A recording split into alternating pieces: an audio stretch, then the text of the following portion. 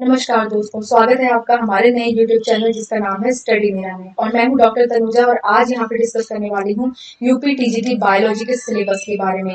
तो UP TGT biology का syllabus कैसा रहेगा, किस तरह से हमको इस एग्जाम की तैयारी करनी है और क्या क्या बुक्स इसमें इंपॉर्टेंट रहेंगी, ये सब मैं आपको बताने वाली हूँ। तो चलिए वीडियो को स्टार्ट करते हैं। सबसे पहले मैंने यहाँ पे जो आपके साथ में सिलेबस शेयर किया है वो हिंदी में है। अगर आपको हिंदी में सिलेबस चाहिए तो आप हिंदी में यहाँ से ले सकते हैं, लेकिन मैं आज एक्सप्लेन करने वाली हूँ सिलेबस को इंग्लिश में, क्योंकि हमको लगता है, मुझे लगता है कि बायोलॉजी जो है वो इंग्लिश में हमको ज़्यादा समझ में आती है टॉपिक वाइज, क्योंकि जो हिंदी में है वो इंग्लिश का ही कन्वर्ट सीधे दे रखा होता है। तो इसलिए हम आज यहाँ पे सिलेबस को इंग्लिश में डिस्कस करते हैं।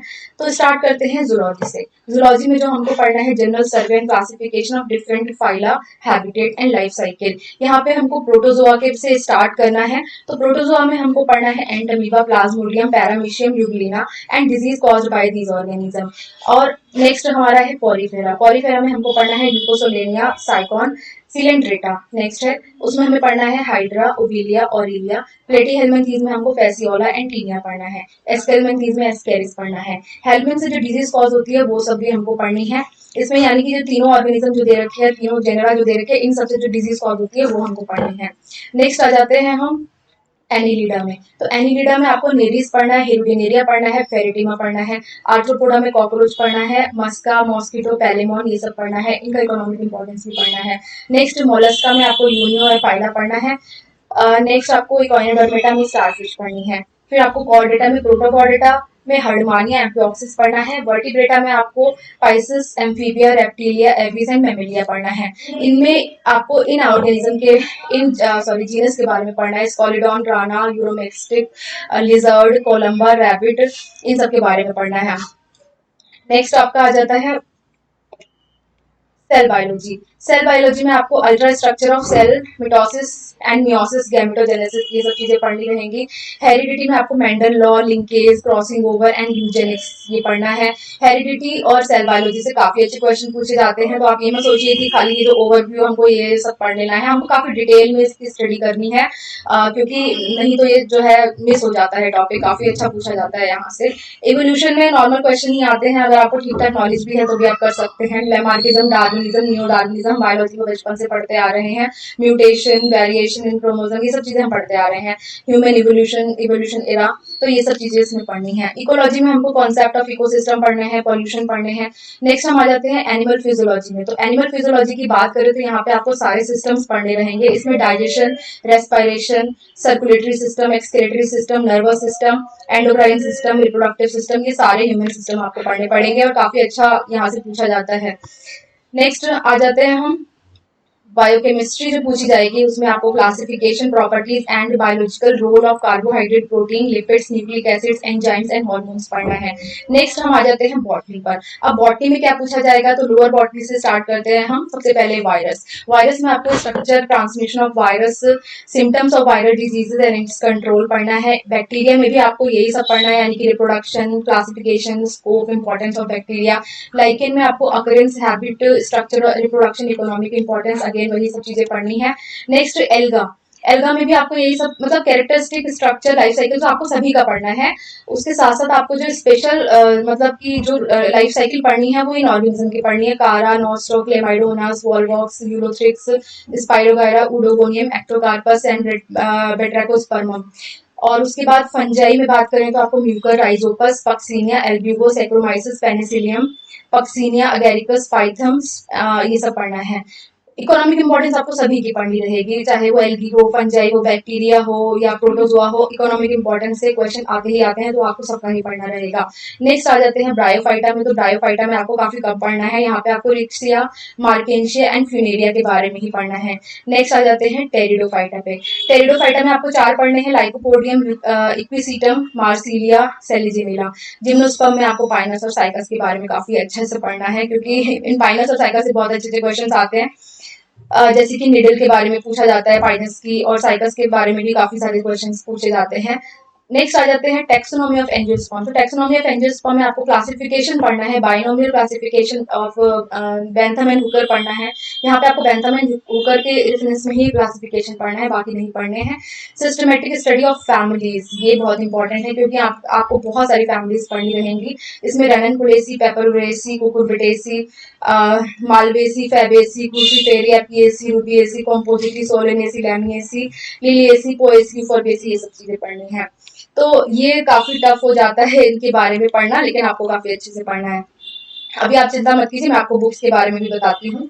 नेक्स्ट आ जाते हैं इकोनॉमिक बॉटनी में। तो जितनी भी टिम्बर यील्डिंग प्लांट्स हैं, fibre yielding plants, oil, medicine, beverages, ये सब चीजें जो प्लांट्स से मिलती हैं हमको, वो सब प्लांट्स के बारे में पढ़ना रहेगा।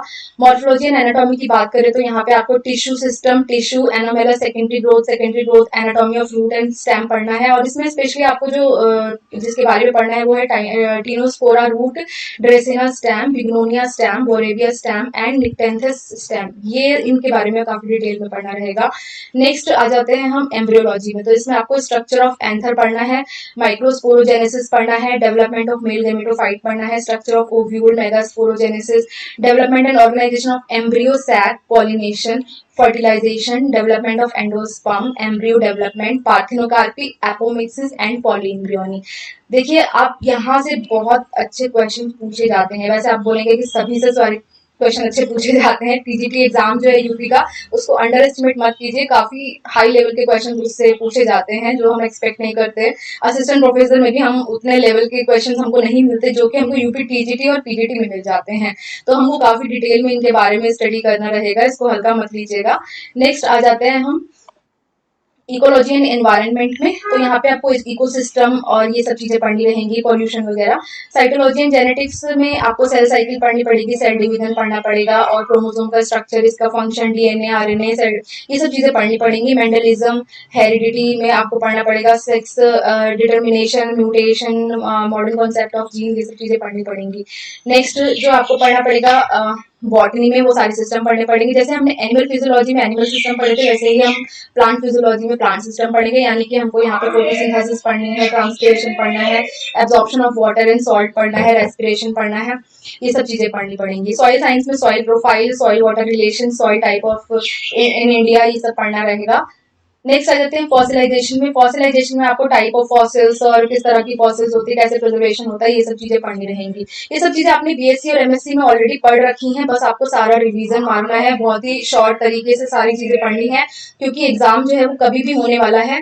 तो हमको तैयारी के लिए ज्यादा समय नहीं है, तो आप सब लोग तैयार हो जाइए एकदम से बढ़िया तरीके से तैयारी करने के लिए।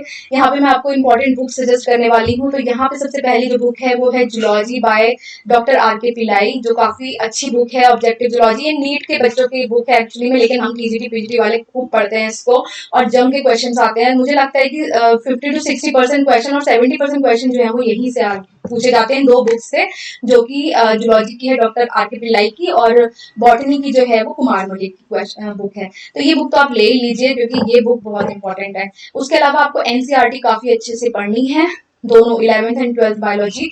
और उसके अलावा आपको टेक्स्ट बुक ऑफ बॉटनी अगर आप पढ़ना चाहते हैं तो सिंह पांडे एंड जैन, मुझे लगता है कि जितने भी बीएससी वाले एमएससी वाले हम लोग हैं पढ़े ही हैं, हमारे पास बुक पुरानी भी पड़ी होगी तो वो भी चलेगी, क्योंकि इसमें कुछ ज्यादा मॉडिफिकेशन नहीं होता इन चीजों में। तो आप पुरानी बुक से, अपनी जो बीएससी एमएससी की बुक्स है उनसे भी काम चला सकते हैं। नेक्स्ट आपको दिनेश बायोलॉजी की बुक मैं देखती हूँ कि 11th 12th में काफी स्कूलों में यूज की जाती है, तो आप ये भी पढ़ सकते हैं। इसके अलावा बॉटनी की एमपी कौशिक आती है, और इस तरह से जो भी आपके पास बेसिक बुक्स हैं जिनसे आपको खूब समझ में आते हैं ये टॉपिक्स, आप उनको पढ़ेंगे ही पढ़ेंगे, उसके साथ साथ इन बुक्स को एड ऑन और कर लेंगे। अगर आपको कॉम्पिटिटिव एग्जाम्स के क्वेश्चंस लगाने हैं, यानी कि जितने भी क्वेश्चंस इन टॉपिक से पूछे जाने हैं और ज्यादा क्वेश्चंस आप करना चाहते हैं, हालांकि इन दो किताबों में आपके सारे क्वेश्चन कवर हो जाएंगे, लेकिन अगर आपको और क्वेश्चन करने की इच्छा है तो आप यूथ कॉम्पिटिशन की जूलॉजी एंड बॉटनी ले सकते हैं। तो ये रही बात बुक्स के बारे में। इसके अलावा आप तैयारी कैसे करेंगे, तो एग्जाम को ज्यादा समय नहीं रहा है, मेरे ख्याल से मुश्किल से 3 से 4 महीने या 5 महीने हम मान के चल सकते हैं। तो अगर हम स्मार्ट तरीके से तैयारी करें तो जरूर तैयारी हो सकती है। और इसके लिए हम लोग आपकी मदद कर रहे हैं और हम लोग एक फ्री वीडियो सीरीज लेके आ रहे हैं यूपी टीजीटी और पीजीटी के बायोलॉजी के बच्चों के लिए, जिससे कि आपको इस एग्जाम को क्वालिफाई करने में काफी मदद हो जाए। काफी शॉर्ट ट्रिक देने वाले हैं, काफी सारा रिवीजन कराने वाले हैं पुराने पेपर्स को लेकर, तो आपको ये चीजें बहुत हेल्पफुल होंगी तैयारी में। और इसी के साथ में मैं उम्मीद करती हूँ कि आप बहुत अच्छे से जम के तैयारी करेंगे इस एग्जाम की और इस एग्जाम को जरूर क्वालिफाई करेंगे। तो ठीक है, फिर आज के लिए इतना ही और नेक्स्ट वीडियो में मिलते हैं। Thank you so much.